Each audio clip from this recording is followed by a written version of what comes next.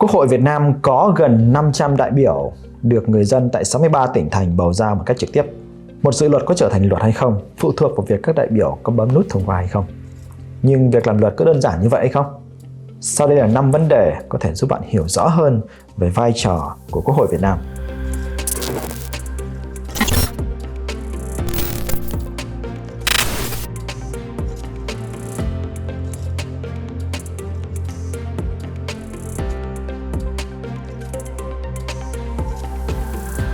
Đa dạng thành phần đại biểu.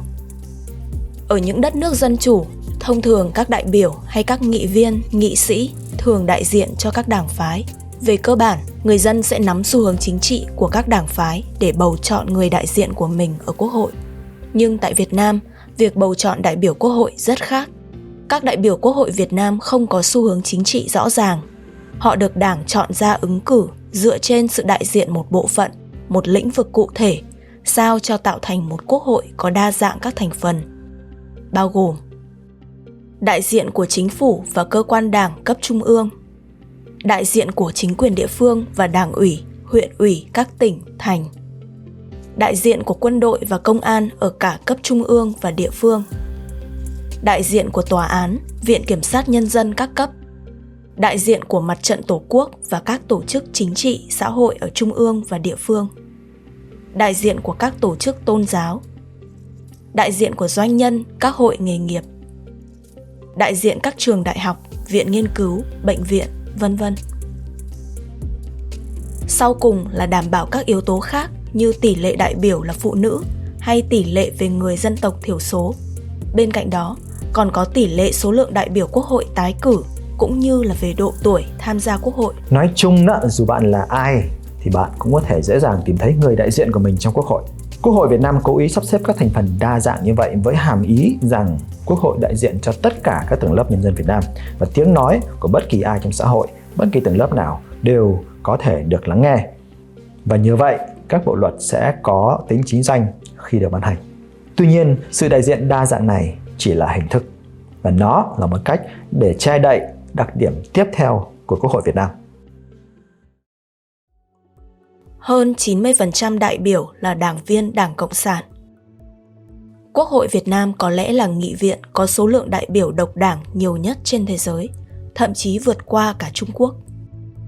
Quốc hội khóa 15 hiện nay có tổng cộng 499 người, thì 485 người là đảng viên Đảng Cộng sản Việt Nam, chiếm đến hơn 97% số đại biểu. Chỉ có 14 người là ngoài đảng, bao gồm giáo viên, chức sắc tôn giáo, doanh nhân, thư ký tòa án, giám đốc bệnh viện, nông dân và một số người khác. Tại Trung Quốc, trong gần 3.000 đại biểu Quốc hội thì số đại biểu là đảng viên Đảng Cộng sản Trung Quốc chiếm 2/3, tức khoảng 66%. Số còn lại là các đại biểu độc lập, chuyên gia và đại diện từ 8 đảng phái khác. Mặt khác, trong 485 đại biểu Quốc hội là đảng viên của Việt Nam thì có 110 người là ủy viên của Ban chấp hành Trung ương Đảng, cơ quan lãnh đạo cao nhất của Đảng Cộng sản Việt Nam. Điều lệ của Đảng quy định rằng bất kỳ đảng viên nào cũng phải tuân thủ và thi hành đường lối, chủ trương, kế hoạch của Đảng. Khi họ có ý kiến trái ngược thì họ cũng không được công khai phản đối. Do đó, việc tuyệt đại đa số các đại biểu Quốc hội là đảng viên đã làm giảm tính độc lập của Quốc hội trong hoạt động lập pháp. Đảng dẫn dắt Quốc hội. Việc có đa số đại biểu Quốc hội là đảng viên Đảng Cộng sản có lẽ chưa đủ để Đảng yên tâm về việc kiểm soát cơ quan lập pháp. Năm 2015, luật ban hành văn bản quy phạm pháp luật được ban hành và quy định rằng hoạt động lập pháp của Quốc hội phải dựa trên đường lối, chủ trương của Đảng. Đường lối chủ trương của Đảng được thể hiện trong các nghị quyết của Bộ Chính trị và Ban chấp hành Trung ương. Theo đó, các cơ quan của Đảng có thể ra những quyết sách liên quan đến sinh kế, liên quan đến vận mệnh của cả một quốc gia mà không cần thẩm vấn người dân. Mà đại đa số các đại biểu Quốc hội lại là đảng viên, cho nên họ phải tuyệt đối tuân thủ và thi hành các nghị quyết này của Đảng. Do đó, các quyết định lớn của Quốc hội, từ việc thông qua các bản hiến pháp, các luật, các nghị quyết liên quan trực tiếp đến các dự án lớn của quốc gia, liên quan đến sinh kế của người dân, dù có được thảo luận sôi nổi đến như thế nào đi chăng nữa thì vẫn không thể khác với các nghị quyết của Đảng. Thiếu khả năng giám sát. Hiến pháp năm 2013 quy định Quốc hội thực hiện quyền giám sát hoạt động của Chính phủ, Tòa án Nhân dân tối cao và Viện Kiểm sát Nhân dân tối cao, Kiểm toán nhà nước và các cơ quan khác. Tuy nhiên, chức năng giám sát của Quốc hội vô cùng mờ nhạt. Quốc hội Việt Nam không làm việc liên tục như Quốc hội các nước khác, mà chỉ họp 2 lần mỗi năm.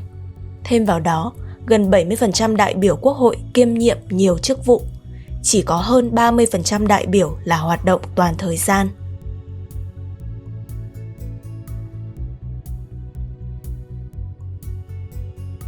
Không có quyền soạn thảo dự thảo luật. Quyền lớn nhất và được người dân kỳ vọng nhất ở một đại biểu dân cử là soạn thảo, tranh đấu cho các dự luật. Đây là quyền phổ biến của một đại biểu dân cử ở đa số các nước.